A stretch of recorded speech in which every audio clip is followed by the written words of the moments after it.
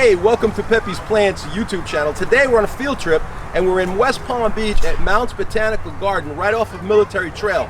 It's a beautiful garden, beautiful facility, amazing amount of plants everywhere. And I'm standing right next to the ylang ylang tree. This one is a dwarf ylang ylang, a wonderful tree, excellent for your subtropical landscape or your tropical landscape. And this one has got the fragrance everywhere. As I stand next to it, I can smell someone having dropped a bottle of Chanel No. 5 perfume. That's the fragrance that's coming from this tree, and that's the fragrance that's used in Chanel No. 5. All right, I'm gonna take you around the gardens today, and we're gonna show you all kinds of stuff, not just fruit trees, but all kinds of plants that I find as I wander around the botanical gardens here at Mounts Botanical Gardens.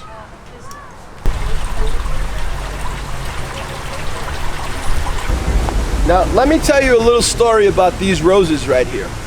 These are roses that are heirloom variety of roses. And if you want to grow roses in Florida, you can grow all kinds of roses. But you know what? If you want to grow something that's going to survive the summers, the winters, everything down here, there are certain types you should consider. This is an heirloom variety. This particular one is one that I used to have in my family down in Homestead when I had a big nursery down there, that we used to plant these along the outside of the fence, and they grew and grew and grew, and we used to get these going, propagate these, and have these available. Now, this particular one is called Ferdinand. Ferdinand rose is an heirloom variety rose that is just pretty much something that's been grown in Florida, if I'm not mistaken, for 100 years. Now, our good friend Ferdinand here doesn't have a very interesting fragrance at all, but it's very eye-catching, very beautiful bush. And another one of the relatives of Ferdinand is a rose that is the same type of heirloom rose, very similar, but has strikingly double blooms.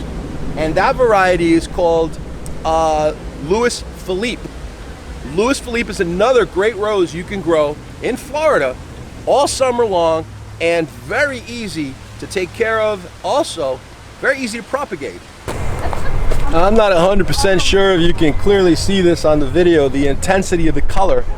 This is a Philippine Jade vine, and this thing is spectacular looking. It's just so beautiful. It has completely taken over this arbor, and it's growing in full sun, and I've been noticing some bees coming around. I don't think we're gonna get lucky enough to get one right now when we need one, but they certainly do visit this vine, and you can see this thing is just out of control, aggressive grower, beautiful looking. And over there, actually there is a bee hiding behind it, but there you go. That's a beautiful, incredible ornamental plant that attracts bees. It's called a Philippine Jade vine. Philippine Jade vine. Now, most of you that follow my channel have a good idea about all the different types of fruits there are in the subtropics and the tropics. And maybe you know this one. This is a jackfruit, and it is the largest fruit. It is the largest fruit in the world. These can be up to 70 pounds. This is a very, very, very delicious fruit. They come in kind of a dry form where the fruit's a little drier on the inside, and you have other ones that are a lot more juicy, and they're the wet types. Nevertheless, there's a jackfruit tree that you can grow in the tropics and even in the subtropics here in Florida. You can learn more about this tree. Just check out pepesplants.com. And you might, if you're in Florida, stop in at Mounts Botanical Garden so you can walk around and see what an amazing place this is. Now, when you come to Mounts Botanical, there's lots of places that you can kind of walk off the trails here, and beautiful little spots. And this is a real nice one here. This is a Carambola tree right here. There's two of them over to my left, and this is a nice Carambola tree. It has no named variety on there, but it is flowering, and I have come here in the past and I have seen these trees loaded with fruit, but I don't remember what variety they are. But these trees are flowering, they're doing great, and they're literally on top of each other. For example, that carry is probably, this Carry Mango is just about, I would say it's not even 10 feet tall. It has a width of about 10 or 11 feet as well, so it's about a 10 by 10. And it has no tag on it, but judging from the the canopy and the fruit that's on here, this looks just like a Cari mango. Now this is a great mango. If you can get one for your yard and you want a compact tree, get yourself a Cari. It's literally fiberless and it's a terrific tree. Now just a couple of feet away, probably about 7 or 8 feet away from the Cari mango tree, and my camera, pointing in the direction of my camera, is right there, and you'll see some leaves moving. That's where the Carambola tree is. So you've got a Carambola tree about 9-10 feet away, and you've got this beautiful lychee tree right here. This one, again, there's no sign on here, there's no tag, but judging from the size of the leaf and the color, I would guess this is either a sweetheart or a hackhip. Hackhip and sweetheart are very similar in that they produce some really amazing lychees with very small seeds, and that's a good thing. Now this particular tree here, you'll notice, is doing quite well. It has lots of flushes, but there's no flowering. I don't see any flowering or any fruit set. Now that is for many reasons, okay? Not enough chill, which probably was not the case in this year because we have plenty of chill. A lack of pollination is possible. Sometimes that happens just because the tree just doesn't want to. That year it just decides not to produce any fruit. But sometimes it's the fault of the person who's caring for the tree. And what I mean by that is, sometimes you see a problem with pests and you start spraying, and then you spray the tree just about the time when it's beginning to flower or flowering, and then you get no pollination whatsoever because the bees won't go near it. Or you kill some of the bees. So be careful if you're not getting any fruit on your trees, because you could be spraying at the wrong time and you're ending up causing yourself a problem with pollination. But anyway, any event, this is a beautiful little lychee tree.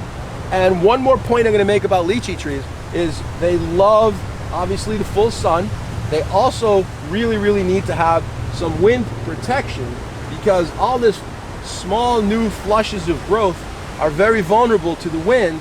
They'll dry out quick and they won't do well. Now this one's not doing too bad, but it's got a lot of little flushes, and it is somewhat protected by a lot of dense canopy all around it, but it's nice and open above, so it's getting plenty of sunlight.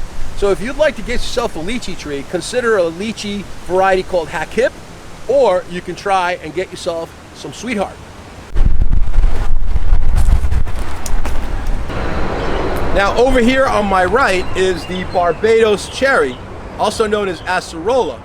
Acerola is a wonderful source of vitamin C, produces these little, almost look like large cherries or small apples.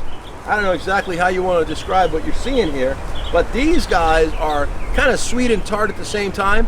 There are many different types. Some are sweeter than others, and there used to be a lot of named varieties in Florida back in the 50s and 60s. B17 is one of the ones that comes to mind. And if any of you out there have any really sweet acerolas, let me know, because I'm looking for one. This is a beautiful compact kind of a tree. It doesn't have to be this big. It can also make a bit of a hedge, but if you want to get the most fruit, you really want to get plenty of sunlight coming in so you can produce lots of flowers. The flowers are beautiful. They're almost small, purplish, orchid-looking little flowers, and the fruits, as I already said, are really good. One thing, if you're in there one day and you're pruning and working on the tree and getting in there, you're going to get real itchy, so try to minimize your exposure. Maybe wear some long sleeve shirt, because when you get in there and start working, you're harvesting, picking, cleaning, doing whatever, wow, don't get it on your face, man. You'll break out in a major rash. But yeah, this is the word of experience. I've been there and done that.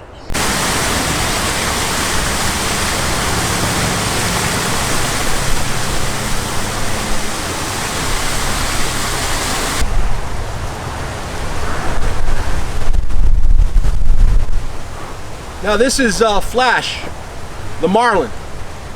Basically, he's a pile of junk, and he was collected piece by piece and put together for this exhibit here at Mounts Botanical Garden. This is here to show you the amount of trash that's floating around in our oceans. And if you get a chance and you can come up before the end of June up here to West Palm Beach, Mounts Botanical Garden, you can check out some of the exhibits. All right, we're gonna get back to the fruit trees now. Peekaboo, guess what guys? I found the Lychee and Mango. And a very nice lady up here named Susan just showed it to me because I walked right by it, and I should have known. This is the real dwarfy mango that you guys want to consider for your yard. Malika is typically a tough mango to grow because of the heat, the humidity, the rain. So it does have a lot of issues with anthracnose and stuff. But if you want to grow one and you take really good care of it, you should be in great shape. So if you're looking for that small, compact mango tree and you want a nice, delicious mango, it takes a little bit of knowledge and a little bit of work and a little bit of effort because, like I said, the humidity and the heat down here requires that you watch out for anthracnose and prevent that. Some of the ways that's done is, you can utilize some copper sprays, copper soaps, and things like that. But these trees here are beautiful, delicious mango, nice and compact. Even grow it out on a condo balcony if you wanted to. But if you have a yard and you want a tree that's going to give you some mangoes and you don't have a lot of room, Malika may be the one that's just right for you.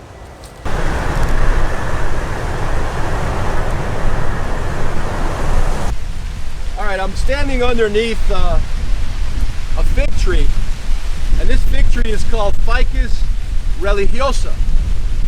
Now, this is a very interesting tree that once you get to see the leaf, you'll identify it very quickly. And this is Ficus religiosa, which means religion, right? Well, this is a sacred fig tree. It's from India, and the tree is believed to be the tree that Buddha attained enlightenment while sitting under the fig tree. Now, these trees can be 80 to 90 feet tall. This one is roughly, I would say, 25 to 30. And it's a good looking tree. From what I've been told and what I understand about this tree, doing a little quick reading about it, is that this tree actually can start up as an epiphyte. It can start up in another tree as a seed that lands there, throw down roots, and begin to grow that way. Now, if that's the case, I would venture to guess that this tree would then grow on top of, and ultimately, much like the ficus trees that we see here in Florida, would then completely take over and become the new dominant tree while the other tree is bye-bye. You see that a lot in Florida with many of the banyan trees that actually will wrap themselves around many of our native cabbage palms. So anyway, I wanted to show you this tree because it's really interesting, and I found it here at Mounts Botanical Garden. It's been a lot of years since I've been here at the garden. It was probably 5-6 years ago the last time I visited, and we had Hurricane Irma come through here, and I gotta tell you, these guys did a heck of a job in less than 3 weeks putting this place back together again.